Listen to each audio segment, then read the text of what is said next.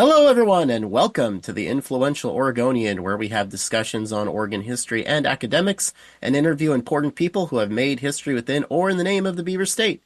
I'm your host, Marcus Axford, from the show Welcome to Oregon, joined by my boon companions, archaeologist and Marquis of Salem, David Winkler, and Finn J.D. John of Offbeat Oregon, and the Baron of Corvallis. Gentlemen, welcome. Thank you, Marcus. Thanks, Marcus. Great to be here again. That opening is getting longer and longer as we add on to our apparent lore. We need sound effects. We need to add sound effects in. It's going to eventually... Yeah. Yeah, unfortunately, somebody gave Finn a new toy, or he bought himself a new toy. Somebody allowed this to happen, and I need to find out who and punish them. You can give me that $20 for that gadget later, Finn. All right. This. It's got 4 of them that I can do, and those are 3 of them. The other one is the applause line thing, but that's We're probably not going to hear that one very often. We're probably not going to hear the laughter one very often either. That's what we need is a laugh track. We can make lame jokes and then push the button and have it go ha ha ha. Oh, you mean like last episode? Yeah. Well, thankfully we had Bruce there to do that for us. Make the lame jokes. Bruce made the good jokes. Oh no, I thought he was making the canned laughter. Oh, okay. Yeah. Well, that episode was pretty much the height of the show. Now it's all downhill from here. We're only 6 That was a episodes great in, episode. people. We had fun. I got Bruce's book up on my shelf behind me there. Yay! They're next to the gin bottle because it's all about prohibition, right? No. Well, as everyone can tell by now, there is no guest today. Wait, But there's not? No. Oh. I think our guest today is my little squawk box here. I was going to say, for those of you audio listeners, I looked around the room to look for a guest, and there was none. Oh, yeah, because this is an audio medium, I did make a shit-eating grin right as I said, wait, there's not. But yeah, I did get an email. Was it last night or the night before? And it was from somebody I was really, really hoping to book. Carrie Timchuk, I believe I have his name correctly. Yeah. I have him booked for next Saturday, and if you don't know who that is, he Very is nice. an insanely interesting individual. And I'll probably give him a little guff about it next Saturday, but he said, well, I don't know, if I'm all that influential. And I'm looking at his bio, like something along the lines of, steward of the Oregon Historical Society, comes from the small town of Reedsport of all places. And he won Jeopardy championship 4 times or something like that. So Really? yeah, I'm like, Wow. according to the information I found on him, yes. And I thought, I have to have him on. I simply have to. I'm so excited. So That's cool. plus, So you're Yeah, telling me I've he's been not a king, he's only a steward? he's I'll that's what I'll introduce him as, the king of the Oregon Historical Society. perhaps it's a regency type of situation. Yeah. He's going to end up watching this latest episode. He's going to be like, you know what? Never mind. I changed that. These guys are weird. Yeah. No, don't post this episode before he's actually on. We don't want to scare him off. No, if he is watching this, very, very excited. Man, such a feather in the cap. I'm just so excited. So before we get into, because we're not just here to make random jokes and click on the noise box. Lame. I can tell I'm going to become completely insufferable. Where's that mute button? There we go. Okay, that's it. I'm not going to do that anymore. That's what he said the last 3 times. So we are going to be doing something for the show. Actually, before I get into our 10-minute catch up, Finn, this was your idea. Why don't you let everybody know what we're doing today? Well, my idea was that since we didn't have a guest lined up, that we could just take turns telling our favorite story from Oregon. From our practice as public historians, and just and then I thought, well, that'll be super easy.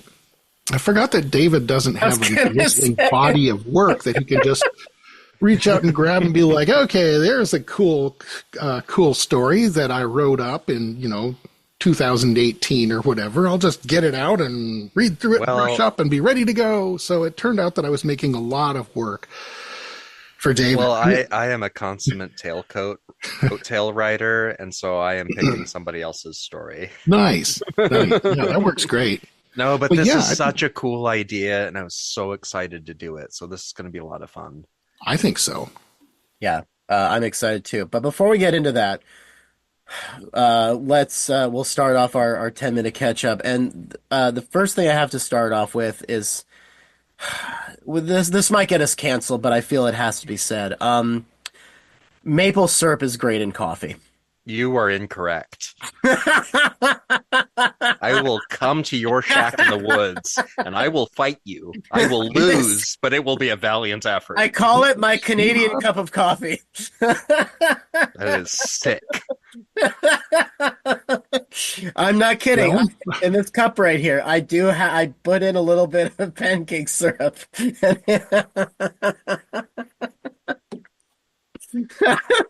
well, okay. I mean, Oh, that's not the weirdest thing I've done to my coffee. I've done, like people order all sorts of weird stuff at Starbucks. mhm. Starbucks does not serve coffee. It serves sugar milk. It's I the like same with Dutch Brothers. I was going to say, you're thinking of Dutch Bros there. I might be. I might have my coffee chains mixed up. a I little don't bit. know. I drink so much coffee that if I actually paid Starbucks prices for my morning tipple, I would be a sad pauper, Oh, you sleeping mean my after work ritual? sleeping rough. And yeah, so I drink the cheap stuff. This giant flagon is full of the Costco name brand giant can stuff. Although the Kirkland stuff, I gotta Yes. say, is not bad. It's not bad. It's not particularly super good, Yeah. but it's not bad. My stepdad fancied himself a connoisseur of many things, but he only really drank one brand, and he was also quite keen on the Costco Kirkland brand. Yeah, it's like it's a little rough, but it gets the job done. Hmm. Yeah, Like I abs. wanted to point that out last week, and then we got done like, oh man. All right. So, moving on to actual important stuff.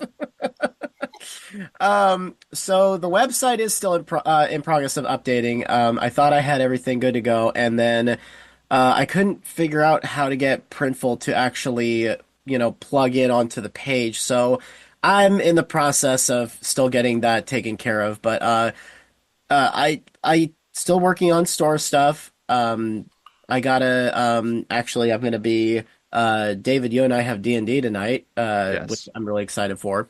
So I will be talking with Melanie then to see if she has any more designs that she wants to throw up in the meantime. Oh, we should also talk to he is Steve in our Discord chat, and I keep mentally referring to him as Steve. It's Leon.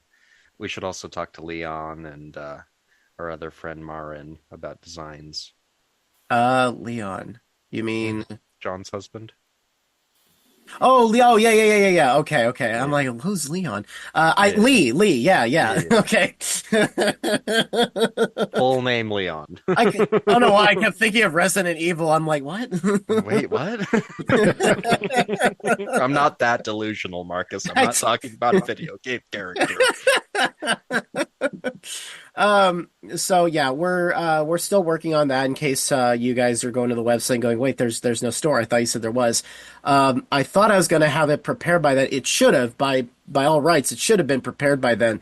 But technicalities, the technology is not perfect. So I'm still working a little bit on the website, but by and large, I don't know if you guys have seen it, but anyone out there who has, I really love how streamlined it is and being able to just, you know, click on the picture and go straight to our show stuff. It's probably the best iteration of the website I've ever seen. So, and speaking of things that I'm late on, everyone out Marcus, are you there, pregnant? no, nice. Everyone's probably thinking, where is Welcome to Oregon? Because I said I was a little late last episode, and I'm very late now. Again, it's just been a week of, trying to get a little bit of writing in here and there, trying to juggle everything. I've been really tired. In fact, there was one night where I just just passed out. Don't even remember going to sleep on the couch or anything. Just gone. Wow. So it's been an exhausting time, but I really put my nose to the grindstone this morning, and it's also just the fact that as I said, I'm working on bridges. And there's a lot of really cool stuff. I think this might end up being probably the longest episode of Welcome to Oregon yet. It might end up being like 40 minutes. And I'm also kind of doing that on purpose because it has been a week. It has been a long time. I would like to give everybody a bigger than normal episode for their patience. So, That'll happen sometimes. You take something that you think it's going to just be a quickie, and it's like, yeah. wait, Yeah. wow, this is cool. And then there's this thing, and there's this one, and Yeah, bridges in particular. I went down that rabbit hole myself about a year ago, and I think I know what you're talking about. well, because you think, oh, bridges, that's kind of straightforward. Yeah, Except you have, they're super cool. the biggest bridge, the longest bridge, the highest bridge.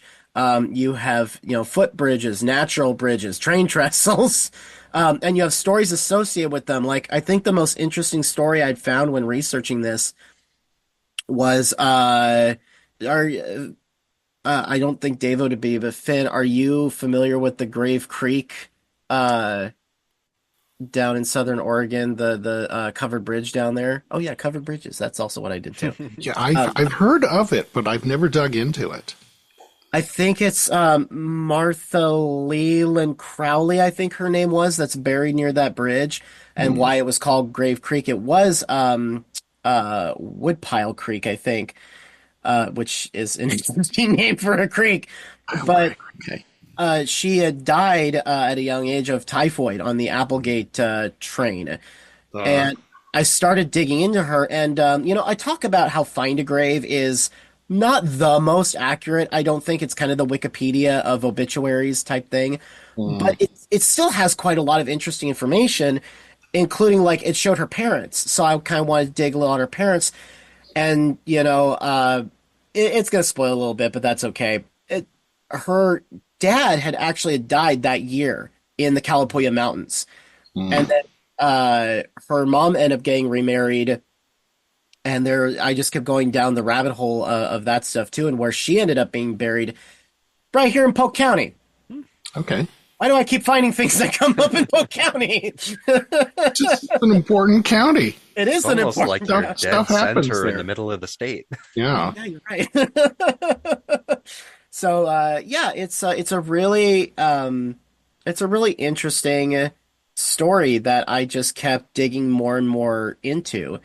So, and right now, as of our recording right now, I'm in the middle of talking about natural bridges, and I do have because of the nature of some of the stories of the bridges, I I finally, because I have brought it up before, I finally did a sort of a suicide PSA.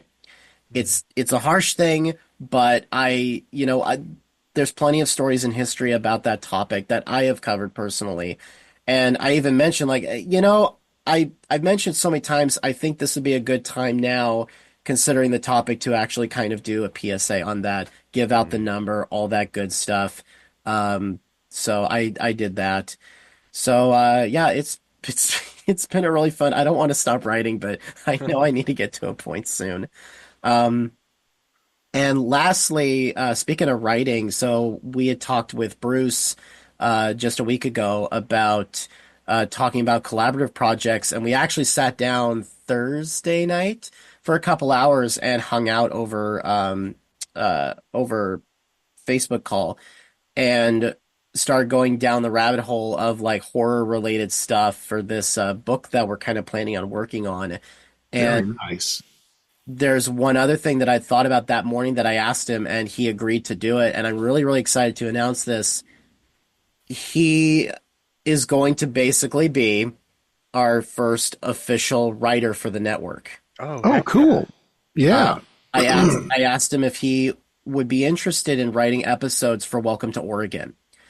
He doesn't have to write the whole thing. If he just wanted to take sort of a and write the main topic, and I can do like the global intro, and of course my character intro kind of has to be written by me, you know.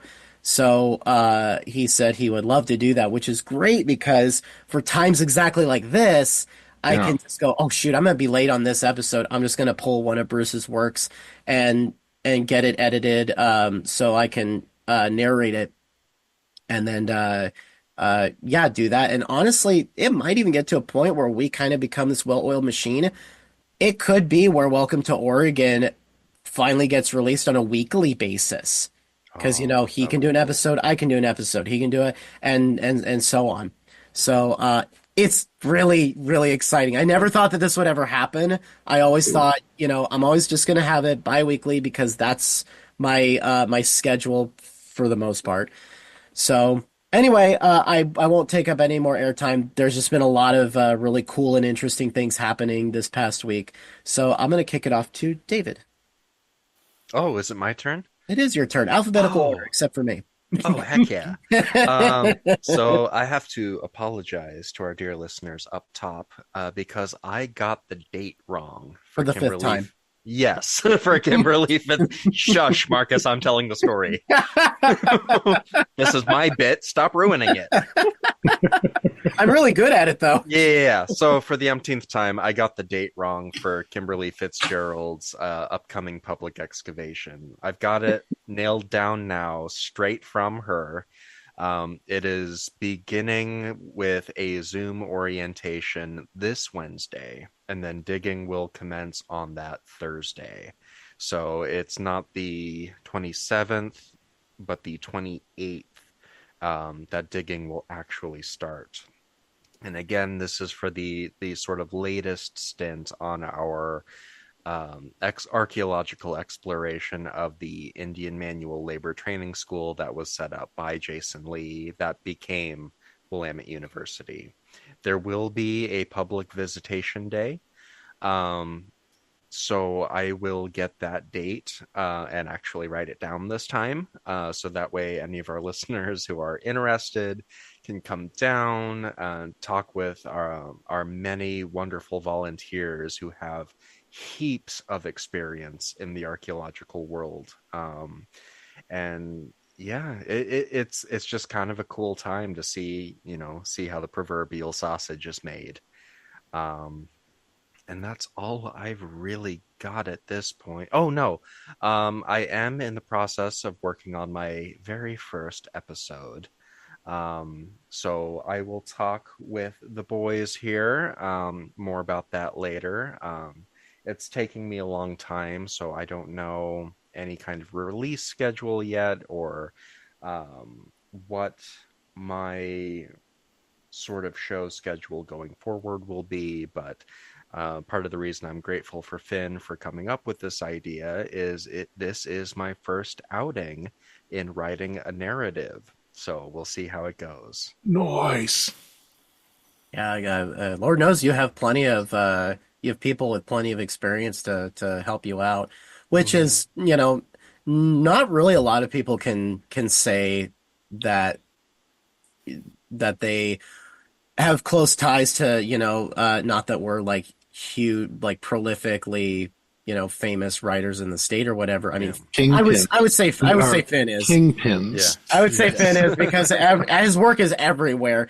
And but you know, That is really cool because then you have a lot of people that you can just be like, "Hey, I'm stuck Hmm. on this, what do I need to do or whatever." And you get it fixed like in an instant, whereas a lot of people have to kind of, figure it out themselves Yes. and whatnot. So, but no, that's really cool. This is the first time I'm hearing. I mean, I knew you were gonna want to start doing some stuff, but Yes. this is the first time that I'm hearing that you're finally contributing to society. Podcast O sphere. Yes. Yeah. Are you using Spotify to produce it? I'm not there yet. Oh, okay. I right now I'm in the research and writing phase. So I will say, and this is kind of a PSA to everybody else listening, if you want to do a podcast. So we got big enough to where I kind of outgrew Anchor as a podcast host.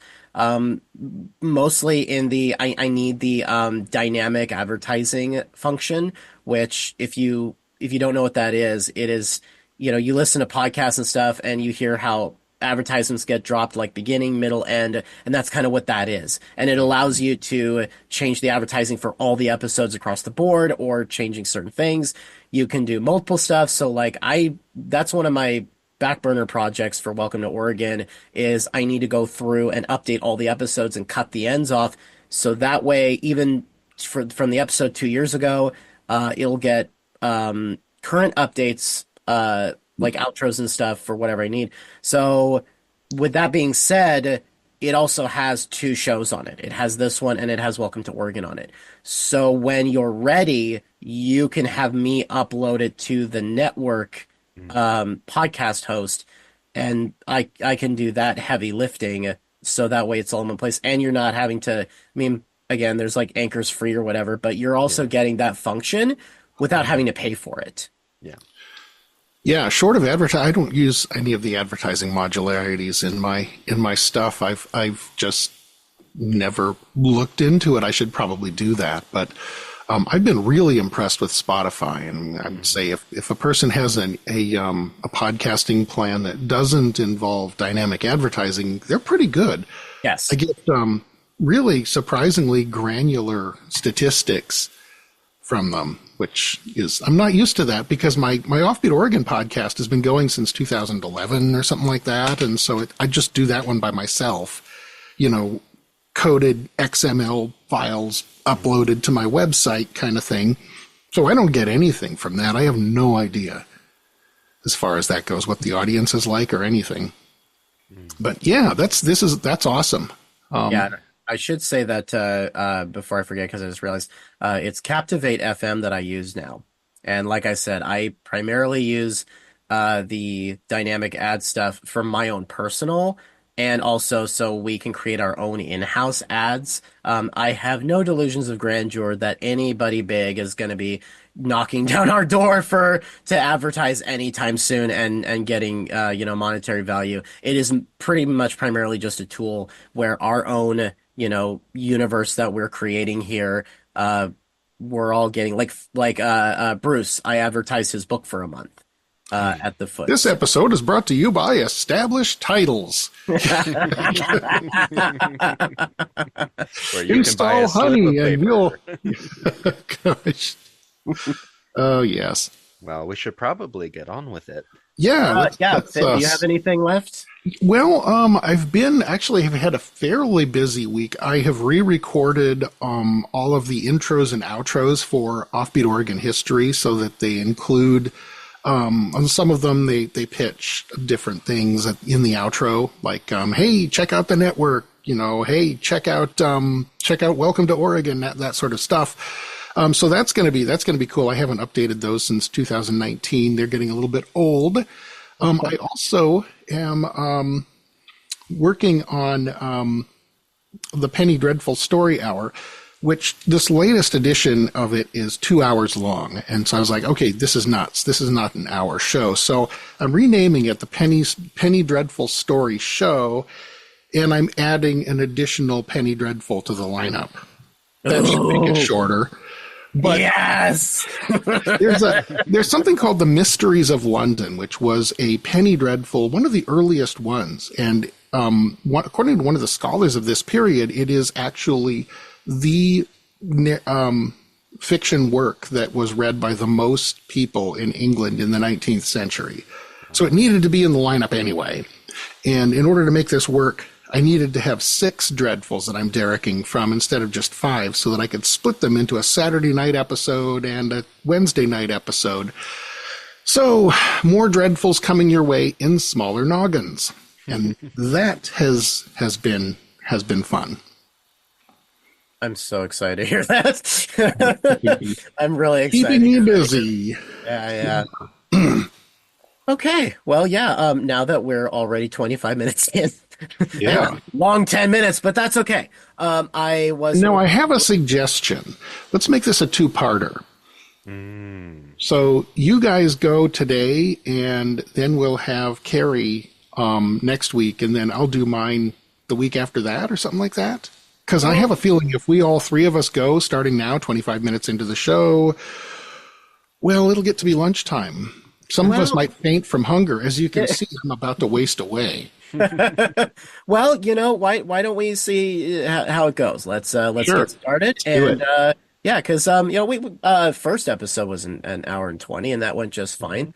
Plus, like I said, there's no guest. This is kind of we've already done like how many we've done 4 interviews at this point, which Yeah. might not seem like a lot, but when you're just starting out, it's like, okay, time to pump the brakes a little bit and kind of breathe for a second. So, alrighty. Well,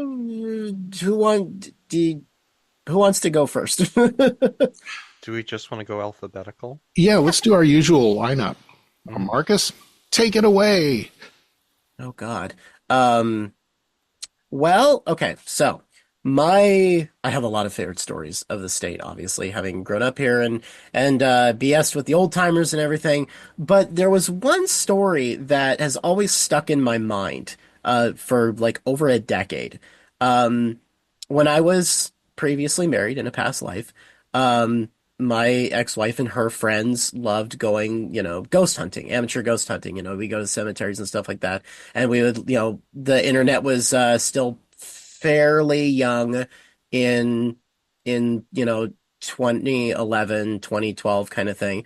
So you had these, amateur websites that had all these, random ghost stories. Most of them were just urban legends.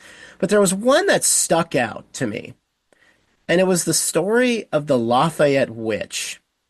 And I was actually talking to Finn about this before we started recording, that I don't know why. I think it might have something to do with the fact that it's a random story that's all on its own, because we don't have any of that stuff out here like there is, back east in like New England and stuff. Because by the time migrations were happening and, people were starting to establish the West Coast, a lot of the superstition and stuff like that was largely gone. I'm not going to say it was completely gone, because human superstition never goes away, but like the actual intense, like Salem witch trial stuff was already, long gone by then. So, what the Lafayette witch story is on a basic level is there was this woman who was supposedly uh, hung for, I think it was hung for witchcraft, and she cursed the town to burn to the ground 3 times. And it has burned to the ground quite like a large, most of the town has burned down at least twice. Uh, but of course, you're talking about, the late 1800s and going into the 20th century, where a lot of stuff was still made of wood. Firefighting practices um, weren't that great. So once a fire started, especially in a small town made of all wood, it was very, very hard to get it to stop. Um, I mean, we lived through the 2020 fires, and we never thought that we would see entire towns wiped off the map like that in our current modern age of firefighting technology. But really doesn't matter. Fire's going to do what it's going to do. So, uh, so that was the original base story. Somebody is accused of witchcraft. She's, executed, cursed the town, whatever. when you start digging into it, there's a very well-known murder trial that happened, and it was trying to look it up here because I had done it was the second story I ever did for Welcome to Oregon was the Lafayette Witch. Yeah, I remember that. When I always talk about when I started the show, I had a lineup in my head already of scripts I was going to get prepared, and this was absolutely had to be one of them. And of course, being at the beginning, basically, I didn't really, my global intros were a heck of a lot shorter. They're about 3 pages now, um, and back then they were only like 1 page maybe. So, uh, I what was my global intro on? Oh yeah, of course, Salem witch trials and stuff. And then I'm trying to think, where do I start with this? Because the story by itself is not going to fill out a half hour. I mean, it could, but I wanted to include a lot more interesting details. So, I talked about the Lafayette's founder, Joel Perkins, who also has his own interesting story that I've been taking 2 years to tell, because not only did he found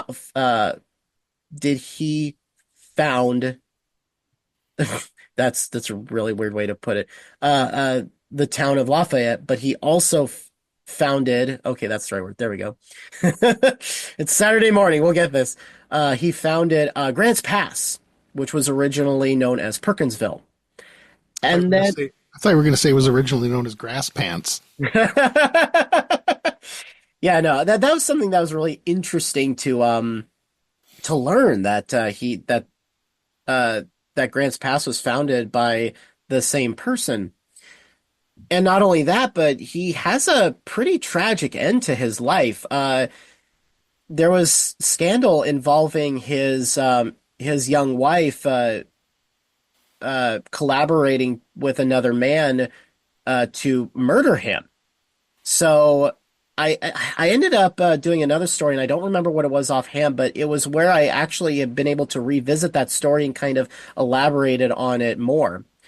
So So, what was the name of the murder victim? Joel Perkins. Joel Perkins. Oh my gosh, Joel Perkins. Yeah, he actually has a Ringing all kinds of bells. Something maybe like Indian Agency. maybe. I know that it's definitely ringing bells for me, but I can't quite put them together. So now the Lafayette Witch, is that the Anna Marple? Yes. Okay. Yes. Yeah, yeah, Yeah. yeah. Um it was really interesting to dissect that because again, I take such a long time in this episode to actually get to the witch part. But there's so much. There's Joel Perkins. There's talking about David Corker, who was the guy who was murdered by Richard Marple. He was a really interesting man. He was born in Ireland, and his family crossed the Atlantic Ocean to settle in Quebec when he was only like a couple years old. Later, they moved on to Kingston in 1840, and then to Port Hope a few years later. And this is where Corker later reports he's from, most likely due to the persecution of Irish immigrants at the time.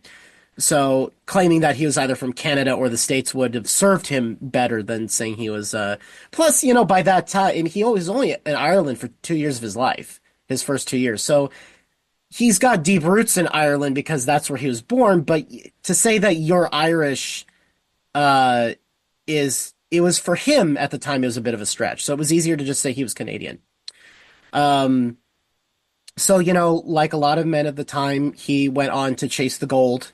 And he went through a lot of interesting stuff where he worked as a surveyor for Panama for the railroad company that would be running tracks across the Panamanian Isthmus.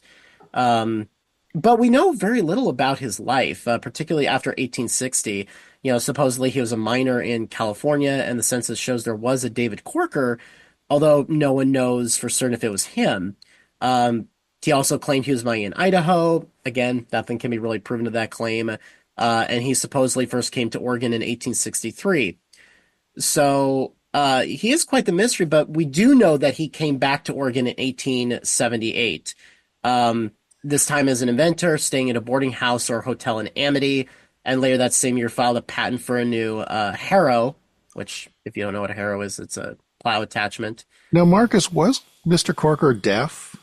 Yes, yes, Wow, and that's a that lot of stuff to be able to accomplish being, a person without hearing. Maybe he was hard of hearing or something, but yeah, that's impressive.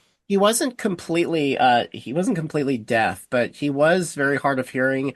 I don't know if that was attributed to life as a miner. I mean, you got to think like, granted, we have heavy machinery today, but can you imagine being in a mine with a pick striking rock every second?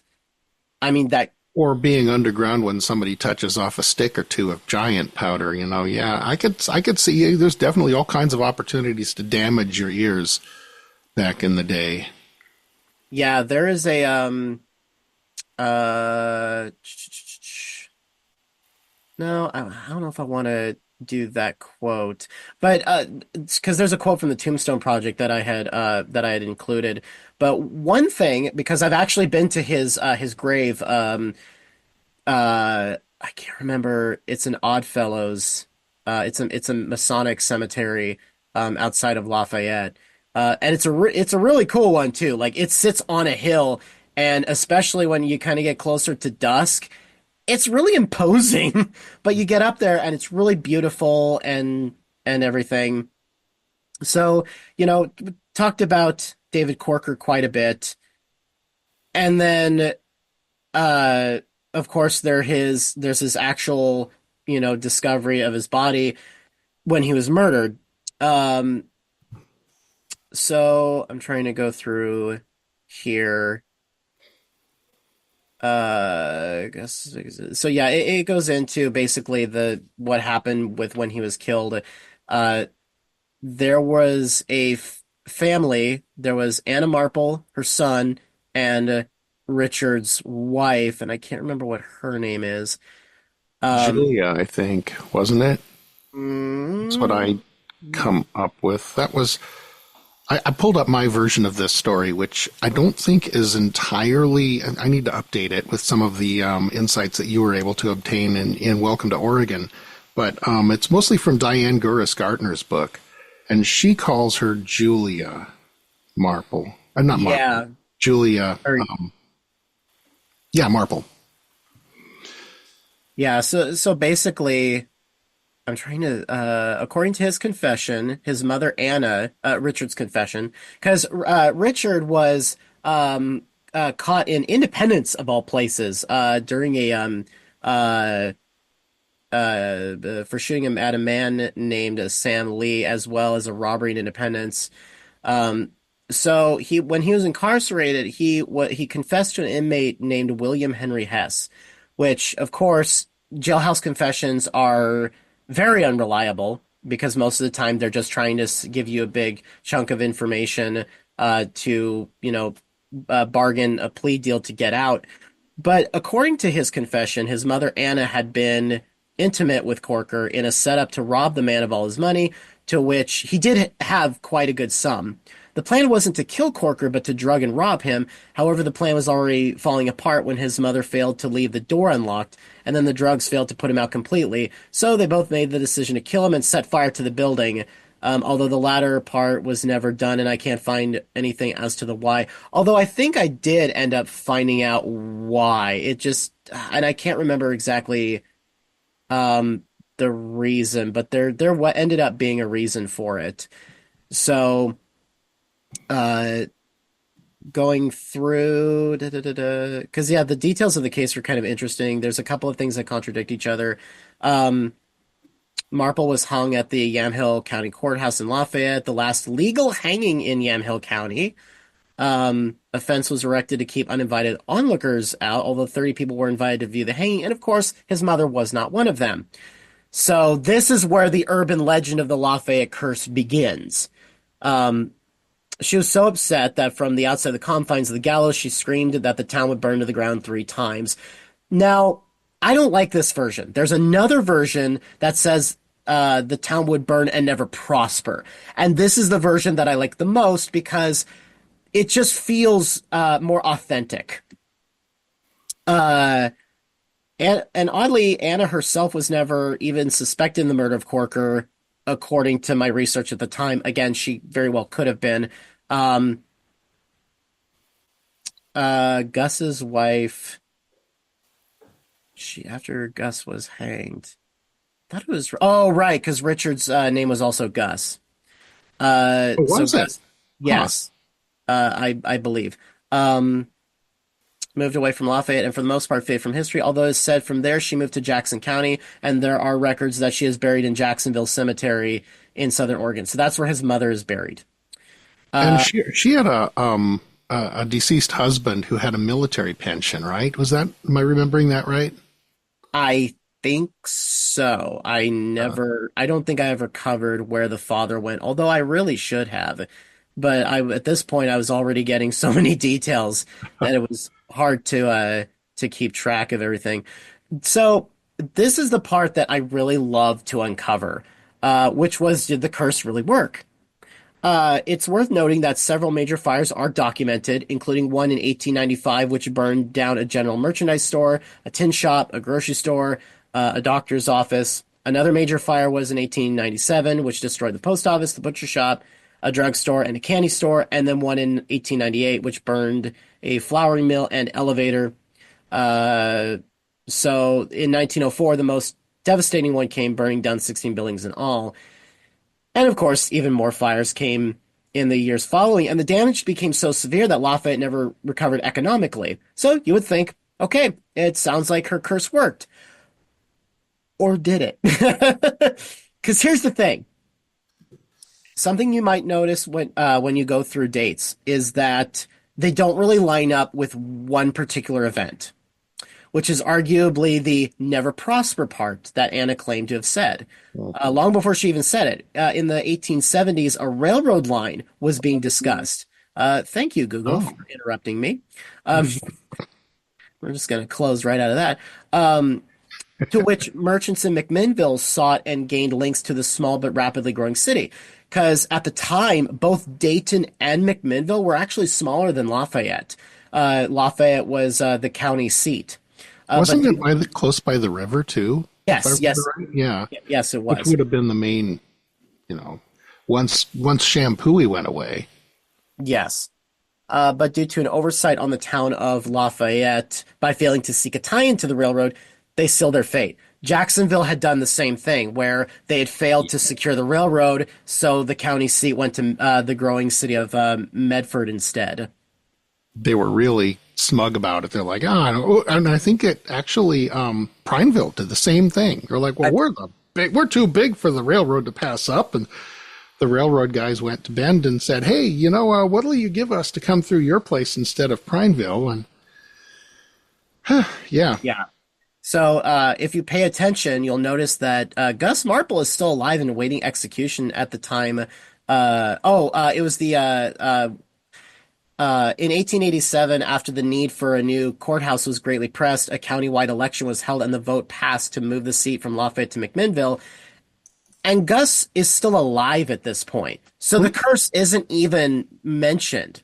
Yes, the fires following the so-called curse did lead the town to economic ruin, but in some ways, Lafayette was already heading out the doors at that time. So really, the curse is just coincidence. And as far as or the maybe maybe they looked at it and were like, oh well, we'll just lay down a curse and that way we'll get blamed for, I don't know. well, because Probably not. because the curse, I believe, because I don't Well, think I. that's something interesting that comes up in anthropology a lot is there are cultures who they either blame their problems on spirits or fair folk, or they blame their problems on witches, human Yes. actors. And so this comes up a lot in anthropology where you see cultures going, well, the reason our society, our town, our village isn't doing well right now, well, somebody cursed us, or somebody is is, communing with these dark powers to make this happen. Or on the other side of, well, we've displeased local gods, local spirits, and that's why our That's town a isn't doing well. that's an And interesting so thought. those of us who are of European descent, Western Europe, England, Scotland, Ireland, it's kind of a blend. And so you'll like, Scotch Irish people will have the fair folk, but then you'll Right. see like England, France, Germany, these tend to be more the cultures who will blame their problems on witches. Right, right. And uh the oh my. Oh, Lafayette Locks historical. Okay, so I'm looking at YouTube or at Google Maps right now, and I was just trying to figure out. I thought, Lafayette kind of looks like it might be the head of navigation on Yamhill River. Like you probably couldn't go much further upstream. It looks like it gets pretty small. By the time it gets to McMinnville, it's tiny. So I bet that's what it was. I bet it was like, the railroads come through and suddenly, there's no longer any reason to run steamboats, little itty bitty steamboats up the Yamhill River to get crops from farmers in that area. And yeah, makes Oh, that's sense. interesting. Yeah. Yeah, because as far as I can tell, the curse of the Lafayette, the actual curse, the urban legend came not that long ago. I want to say the 60s, but it could have been earlier than that. But it definitely, nobody thought about it at the time uh, of when this happened, which, you would kind of think they would, especially if, supposedly Anna Marble actually said this, because Well, I, and keep in mind what was happening in the 60s too. You start to see kind of the kickoff of the Satanic Panic. And that's so if true. your town isn't doing well, what better urban legend to start than to say, oh, it's the work of witches. Oh, it's the work of Satanists. Our good town would have never screwed the pooch on an economic deal back in the 1800s. It must have Right. been Satan. Yeah, yeah. Have either of you guys ever been to Yamhill Locks Park? No. It looks really interesting. I need to go. I don't know if I have. I don't think so. It looks like there's still locks in the river, at least remnants of it. I'm looking at the Google, what do you call that stupid thing? Here, let me show you my window here.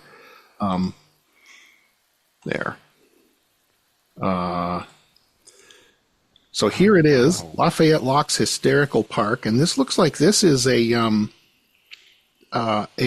like the locks there. Oh, wow. And so, of course, they would be running little itty bitty steamers up here to get farmers' crops and whatnot. And then here's Lafayette. And then we get up to here, and there's another water feature, which obviously they wouldn't be able to navigate past. So I think Lafayette must have been the head of navigation. But yeah, we should make an expedition. The three of us meet up at Oh, Lafayette I Locks love an Hysterical Park, expedition. and that would be a fun outing. The hysterical park, Finn? Is it hilarious? Oh, I kind of for like literally like most of my life, I've habitually referred to the Silverton Historical Society as the Silverton Hysterical Society, and it just comes out. It's a society of clowns and stand-up comedians. It's a great organization, and I at first I thought hysterical was hysterical, but you know, it's kind of like a dad joke. It Mhm. wears out after a little while, but you just don't stop saying it because you're in the habit. Hmm. So Yeah. somebody tell me you're hungry or something right now so I can demonstrate. Oh, yikes. Yeah, that's basically it. Because I should probably mention before somebody like I'm sure somebody's yelling at me. Well, what about the ghost? What about the ghost? So yeah, the whole like the big thing is like supposedly one of the cemeteries around Lafayette is haunted by a witch's ghost who attacks people, scratches them, slashes them. Um, Jess and I actually went to what I'm pretty sure is the cemetery they're talking about, and I mean it wasn't at night, but it was dusk, and I didn't feel anything particularly ominous about it. In fact, it just felt old. It felt there was weight to it, but it was just an old cemetery. And you look at the tombstones, and you're looking at some of the people buried there, when they're buried there, how young some of them. I mean, there's kids that are buried out there because infant mortality rate at the time. So yeah, there wasn't anything sinister about it. So I remember trying really, really hard to track down why on earth this urban legend exists. The only thing I can think of is the fact that somebody at some point dug through archives and found the Anna Marple, Richard Marple, David Corker murder case, and for some reason just decided to start, making an urban legend that, you know, because I mean, the witches ghost part is the part that just doesn't make sense. But there's again another version that says for whatever reason there was a witch there. Because, like I said, there are no other cases of witchcraft in Oregon. None. I've looked high and low. Obviously, you can never say that definitively because somebody can always be like, "Well, there's this one case." Well, fine, show me it. I'm excited to hear that. Yeah, that's awesome to know. I'll dig into that. But as far as I see, there's the only other thing is the Witch's Castle, which is Oh yeah. the old Bouch property or Bouch property. Well, Which I do think it's really interesting in this story too, because when I was digging into this for the Offbeat Oregon article that I wrote about it in 2017 or something like that, which, like I said, wasn't as detailed as yours, and my primary source was Diane Gurris Gardner's Necktie Parties book about legal executions in Oregon, and she consistently refers to Anna Marple as a gypsy, which of course used in this context as a racial slur against the Romani people. But if she was Romani, she was one of I've never heard of another Romani person in the state. And so, maybe there's a sense of, well, gee, those Romanis, they're sort of like witchy and stuff. Maybe it's got something to do with it. Well, and I'm glad you brought that up too, because again, it was something we touched on before recording. Is a lot of people, hear the word gypsy and it just stops at racial slur for Romani, but it actually has the etymology has nothing to do with the Romani. It's just something that kind of evolved as words do, as a lot of things do with etymology. Well, it was Egyptian originally, right? Yes, That's because people in Europe thought that these folks with darker skin came from Egypt and didn't from Yes. Egypt, realize. and maybe out of a tomb there or Yes. a pyramid And- or something, because they're sinister and suspicious, and Right. maybe they're witches. well, and I at don't the know. If time, there was a Romani connection, I could definitely see a witchcraft rumor growing And out of that. Romani people wouldn't necessarily out themselves Right. to a town because that's inviting trouble. Yeah, They can blend and in. A lot they've of got people probably would. generations of being basically hounded through Europe learning that lesson. So that's a really good point. And it's that tradition of you blame your problems on witches, on these outsiders. So if your town Oh, isn't yeah. doing well, it must be these folks who are just Oh my hanging out, goodness. minding their business. Yeah. There's an oppressed minority in city limits and an earthquake struck. Let's round her up. And Mhm. Yes. Yes. and at the time, I can't remember what era it was, but at the time, a lot of this came from the British. Because to them, Egypt was a land of mystery and magic and wonder. They didn't look at it fearfully. I mean, you figure they stole mummies and basically ate them. Bitumen, I believe is what it is, the tar substance. They would consume that. They were literally eating people, and because they thought that mummies held mystical properties. So Egyptian became gypsy, which was I don't really call it positive thing at the time, but it wasn't looked at as a racial slur at the time. But then it started to evolve. I don't Romani. suppose that probably anybody consulted the Romani about whether or No, I not don't liked think being so. called gypsy. But it also became a reference to a culture, that sort of like itinerant culture that the Romani had to adopt in England to get, to get by. And so then it gets all complicated. But yeah, I mean, I wonder if she really was Romani. That would be an interesting thing to know.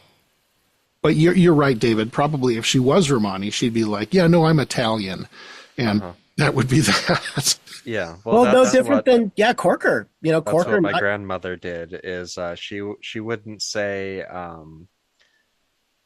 she wouldn't say we're Romani, she would say we're Romanian. Wait, you Yeah. guys are Romani?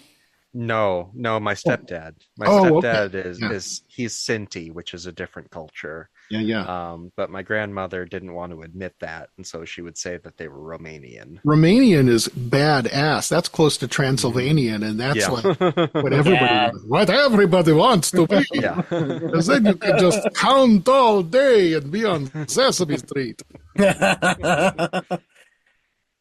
So yeah, I really think that's all the core details that I dug up. The last thing about that was going back to Joel Perkins.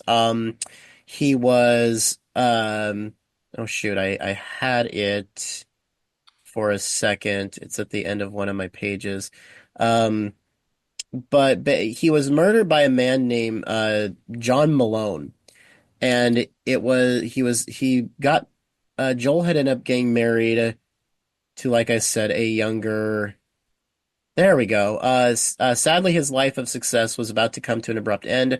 On July 24th, 1856, Perkins was brutally murdered in a Southern Oregon territory by John Malone, reportedly because he was in love with Laura, his Perkins's wife, who, according to Malone, incited him to commit the heinous act.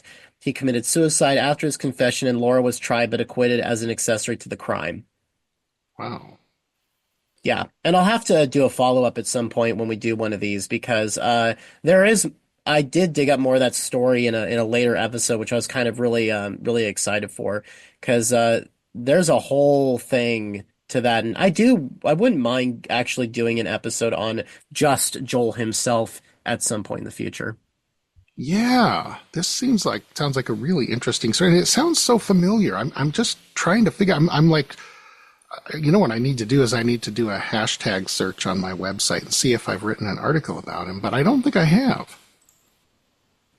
Huh. Well, look at that. More stuff. Well, I'm good on closing out on this story for the time being. If we want to move on to David. Yeah. Let's I'm go. excited. I Oh, can get a nice sound note effect here. up here. Don't you dare. For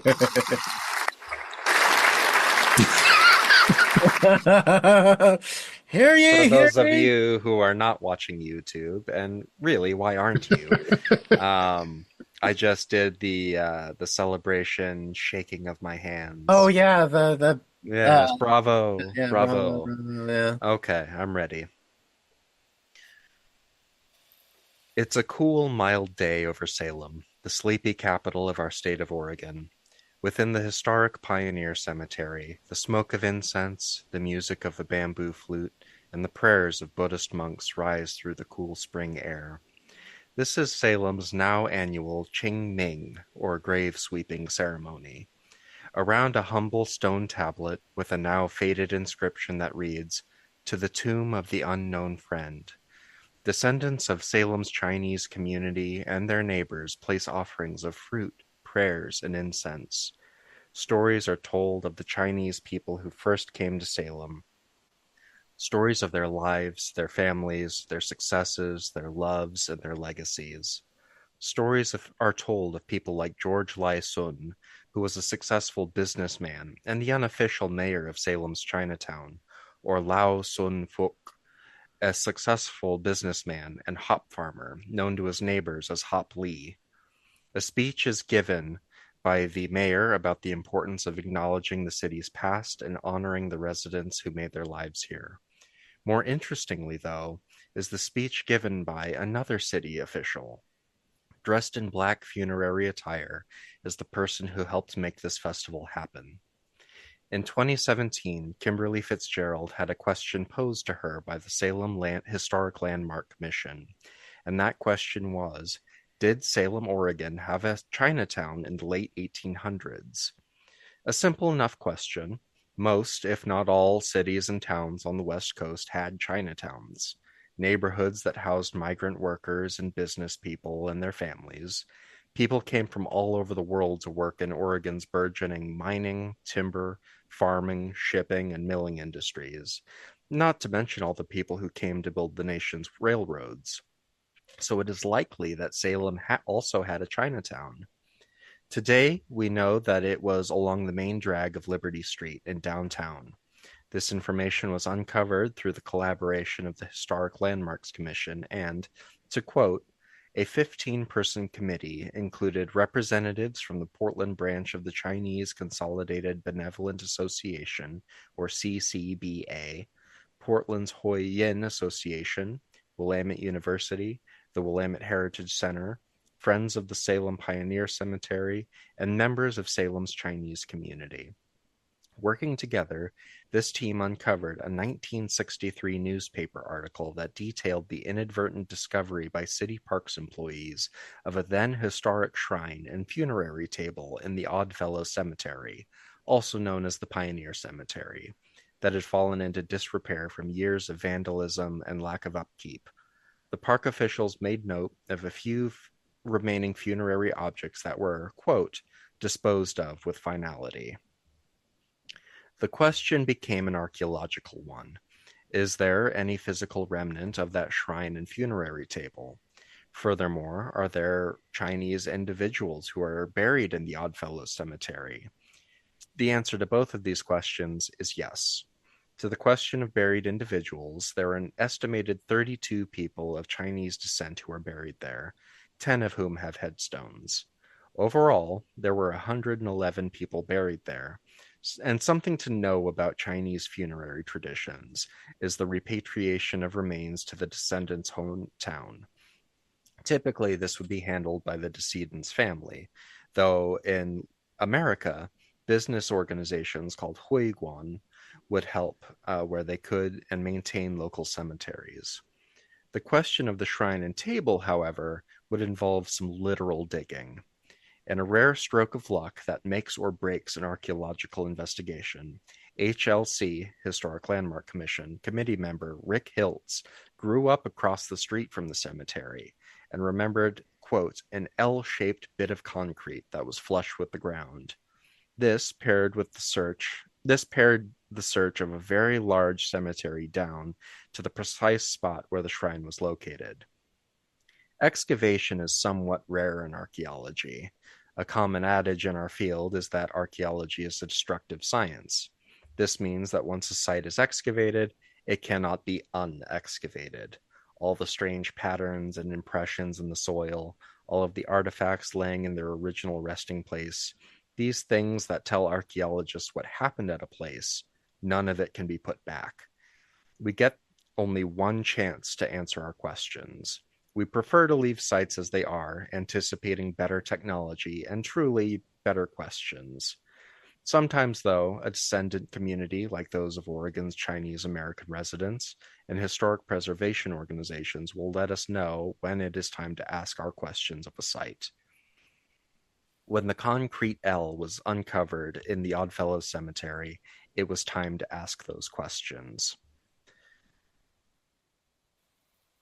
Now, an excavation can take months or years, depending on the project, and the expense can be truly astronomical. Archaeologists and consultants need to be paid a living wage, permits must be filed for, technology must be rented, and equipment must be purchased. And this is all without mentioning the lab work that must follow. Fortunately, Kimberly was able to pay for this excavation through public grants for preservation. Now, there is little information on the excavation that followed, and this is to be expected with archaeology. The announcement of an archaeological site is attractive to people, the majority of whom are curious innocents, but there are always a minority of ne'er-do-wells who would damage a structure or try to dig for some of their own artifacts. As a policy, archaeologists keep our proverbial cards close to our chests. But what we do know about this excavation is that it uncovered a large concrete slab with an additional marble slab sticking up vertically that read, "To the tomb of the unknown friend." And interestingly, the concrete cuts off the last character, indicating that it was added later, possibly indicating long-term use. This excavation is significant because it represents what every archaeologist dreams of: a successful excavation. A successful excavation and truly successful preservation is not the uncovering of gold or valuable objects. Successful excavation and preservation is uncovering a precious thing, a thing or place that holds meaning for many groups of people, a thing or place that adds something that was hidden or simply forgotten, that enriches the lives and the spirits of a community by bringing that community closer together. This excavation with the subsequent Qingming Festival was a successful excavation, and the collaborators and city archaeologist Kimberly Fitzgerald were successful. That's all. Oh my God! Hit the applause button on that. Jeez. Oops, oh, wrong one. There we go. Oh my God! If that's the kind of product to be expected from the newest show, like the network is just getting better and better. Thank you. Oh my God! I love how you're leaning into the reading thing, delivering a professional, clean read rather than pretending that you're not reading. Very effective aesthetic decision. Thank you. Yeah, right on. Yeah, I appreciate that. But it's a cool project. Qingming Festival is ongoing. We have it every year in April. And usually the city's mayor and Kimberly will go down. We'll have a lot of, in fact, last year, I think one of the descendants of Hop Lee, the farmer, was there. And he got to tell his story about how his family came to the West Coast and kind of moved around, and how he, I believe, uncovered in an archive while doing some genealogy research his connection to Hop Lee and to Salem. Yeah, I'm trying to remember. I mean, the Hop Lee name rings a bell for me. I'm not sure where. Of course, that's not his real name. It's yeah, but it was what he was known by. Yeah, so. That's what people called him. And George Lysun, who was a very successful businessman, he had a lot of kids, and I'm not sure where they all went. But Kimberly was actually able to go to China and to go to the village of George Lysun and see where he is now buried. So part of that sort of repatriation part of a Chinese funeral. This is so exciting to hear because, like with a lot of things, so often we get the tragedy. You know, our railroads were really built on the back of the Chinese worker. Yes. And they were not treated well in No. the least. And it was black workers, it was Chinese workers, later Yeah. Japanese and Indian workers. Absolutely. Yeah, I even I had thought about it, and comparing the situations between blacks and Chinese, specifically black slaves. I thought, man, the Chinese are based because we had majority Chinese. Obviously, we didn't really have as many black laborers or anything like that. So it's like, man, the South has the unfortunate history with slavery of the blacks, but West Coast, I would say the Chinese are kind of that for us. And somebody had pointed out to me and said that it's possibly even worse because It's important not to compare. Right. So these are very different struggles. And I think the big takeaway here, and kind of what you're getting at, is that this institution of racism exists all over the United States, and it's not better or worse anywhere. It simply is. No, and that's what I was thinking too, because I merely saw the two because there's a lot of the stories of the Chinese, they don't get land, they can't marry interracially, they can't, and I'm like, man, that sucks. That sounds a lot like how blacks are treated. And somebody had pointed out to me, in a way, it's worse because black slaves at least had some sort of protection, whereas historically you have a lot of cases of Chinese. No, and I'm not saying these are not my words. Yeah. Obviously, these are just somebody said it's because you could go off and kill a Chinese person no repercussions for the most part. You kill a black slave, you have to deal with the person who owns that. And, I don't like talking about this because it's a very uncomfortable thing to talk about, Yeah. but it's there. Hmm. It's not like we're making this up. It's Yeah. there. So Yeah. that my point is I love and something I'm trying to work on myself is we need to start focusing more. Obviously, always acknowledge the tragedy Hmm. because it's there, it happened. But don't dwell on it. Try to Yeah. focus on like what you're doing is I love that we're focusing on the actual cultural aspect, the Hmm. celebrations, the good stuff because we do have Yeah. things like Hell's Canyon, Hmm. the massacre that happened there. I am getting that right. Is it Hell's Canyon? It is, I believe it Yeah, it's Hell's is. Canyon. And Yeah. one thing I wanted to quickly say is that our three-way now mutual friend Chelsea Rose had a big lesson about this when I took my field school with her, is that, like you said, yes, we've got to acknowledge that these things happened and we've got to talk about it. However, we can't victimize people, Right, exactly. because Well, yeah. people did have these successes and these great things that happened, and it's doing a disservice to these individual people to sort of like overdo kind of the tragedy.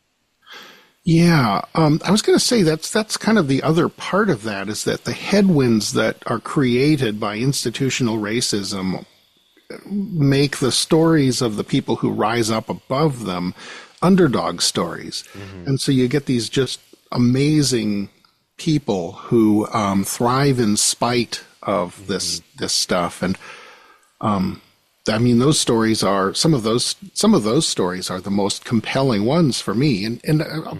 particularly, even just women who do amazing things in spite of all the pressure to not leave the home type of stuff.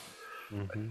Yeah, it's a That's complicated thing, and of course, we're dealing with history, and history Yeah. is chock full of bad actors, and some of those bad actors are racists. And well, what do you do? Some of those racists were our ancestors. well, and actually, and you mentioned women, and I feel, and David, I would like your help on this since you seem to be more entrenched in that a little bit, because Chinese history is something I haven't necessarily. I'm getting there. It's on my to-do list very soon to do Chinese episode on Chinese history. But you talk about women, right? Hmm. Black women. There is quite a bit of history there. But I I don't see a lot of standout stories of Chinese women. And I really There are There were very few reasons. of them, though. I mean, it's like the And that's one thing I learned from Chelsea, is that when Chinese women came over to work, the people who handled immigration erroneously referred to them as sex workers. And oh, so generally, they wouldn't necessarily write down the person's name or what their actual occupation was. But a lot of time, workers were bringing their wives and their families. And that's something that Chelsea said, is that a lot of this information that's coming up now is really just through, the archaeologists and the Chinese American historians that are on the cutting edge right now. I asked her, it's like, why can't I find any of this information? Told me, well, because it's not out yet. That's why we're digging this summer. yeah, this is exciting because that yeah. means I will be contributing to a subject that even in 2025 we don't have a lot of Yeah. information on. And So one thing, for us is that we can't just talk about it once, you know. exactly, Yeah. We've yeah. got to keep, because with Oregon history, it's everybody and it's ongoing. Absolutely. Yeah, and the real high flyers, the real high achievers, you just can't keep them down. They're Hmm. going to thrive. They're going to conquer what they need to conquer and take their place. I mean, I'm sure that there are some some stories that were just suppressed. But I do think it's important to celebrate the ones that just, you know, went out there in a world that thought it belonged to someone else and took their place in it. Yeah. Anyway, Well, yeah, I think Finn, super you have a cool. story. Now, I was going to say, do have I a think we story, have but enough time. I'm not. I don't think so. I mean, we've been doing this. We've been going now for what? How long? It's 11:35, so we've been on tape for an hour and a half, and Hour 15. let's put mine on ice, and next time we have a bye week, I'll lay it on you guys. All right. I'm looking forward to it. I just heard all 12 of our subscribers cry out in unison that this must not stand. Really, Well, three of us are those really. subscribers, so really it's like nine. Oh no. Uh, Alrighty, well, I guess if you I need to insist. update my pads here. I mean, like this sound is completely useless. That's just dumb. What I need is a chicken crowing. Oh, I'll give you a reason to use the air horn. Ah, okay. Oh no. All right, well, you heard the man. We're Yep. apparently going to sweep this under the rug until later on. Uncle Finn has spoken. Uncle Fast. The Baron of Dunwich to you, peasant. I am the Marquist. My apologies, Your Grace. Got you mixed up with someone else. I am the King of Oregon to all of you. I don't recognize your authority. I didn't vote for you. If anybody expected a serious, like, 60 minutes show, a type show, you seriously were mistaken. Help, help, I'm being oppressed. Bloody peasant. Our show is very much a roller coaster ride. You know, Yeah. I'm really happy about that because, you know, like I've talked about, you know, David, we tried to do the whole comedy thing in full force, and Yeah. as much as I enjoyed that, you know, we couldn't make it work. So I'm really happy that we get to kind of, you know, Yeah. allow and explore some of that here. Because I mean, like we just talked about, there's some dark stuff that happens. hmm We need happy. Yeah. Well, and it's much easier to just kind of bullshit with your friends. Yes, it You know, is. a comedy Yeah. podcast involves writing, it involves timing, it involves performance, you know, so it's deceptively difficult to do concentrated comedy. Yeah, yeah. By the way, that's $2 in the swear jar now. Uh, Ah, dang it. yes, I will pay for those. What's a random subscription I can think of? Yeah, yeah, yeah. I play Fallout 76, Fallout first. That'll pay for Yeah, my yeah. Fallout first in good time. My subscription to Us Weekly. I can't wait. Those tabloids. All right, guys. Thank you so much for joining us. This episode was brought to you by the Oregon Voices Network, a historical podcast network that brings you amazing shows like Welcome to Oregon, a Oregon history and lore podcast, Offbeat Oregon, and the Penny Dreadful Story something. Uh, our- And by established titles. Yes, you too can amaze friends and fool others with this piece of paper that we're going to send you that you can hang on your wall and tell everybody that you are the Baronet of Dunwich. Works for me. Our website is now, it is now updated to reflect all of these wonderful shows. So if you want one source for all of our content, social links like our Facebook group, page, and Discord, occasional articles, a store supplied by local artists, which, yes, is being worked on, and more, check out www.organvoices.net. Also, if you love our work, you should seriously consider donating to our Patreon at patreon.com/Oregon Voices Network. The money goes towards all of our projects and helps us pay for things like software, assets, and more. If you're listening to the audio version of the show, you can find more of our work on YouTube at youtube.com/Oregon Voices Network. Gentlemen, where can people find you? You can find me at pretty much any social media platform at the Spirit of PDX. And you should really consider joining our Discord server, Oregon Voices Network. Yeah, I'd really like to get that more active. It's a really great place to We chat. gotta start plugging it, bud. I am. I am. Heck, I'm not even on it. I need to get on the darn thing. Shame on you, Uncle. Get active. Yeah. Yeah. I get that it's not necessarily like for everybody. Some of the uh, there's some people that we know that I know would never be interested in it, Oh, but of course. I do get But- surprised by the certain like some kinds of people that do. Discord is a really great platform for community building. I mean, shoot, it's a matter of time before Pete Hegseth starts making war plans on it. So, you know. Yeah, but you can go on there, you can chat with us, you can keep up with the show. It's a good time. Yeah. And you will find me at Finn at pulp-lit.com or Finn at offbeatoregon.com, or you can catch me on Facebook sometimes. I've been trying to participate some more, even though it's kind of a dead zone these days. Yeah. Or, hopefully, on the Discord. Yay. We are going to force you, Finn. Yes. We know where you live. Oh, I don't think it'll be necessary. We just need to start sending invites to just everybody. Yes. And see what happens.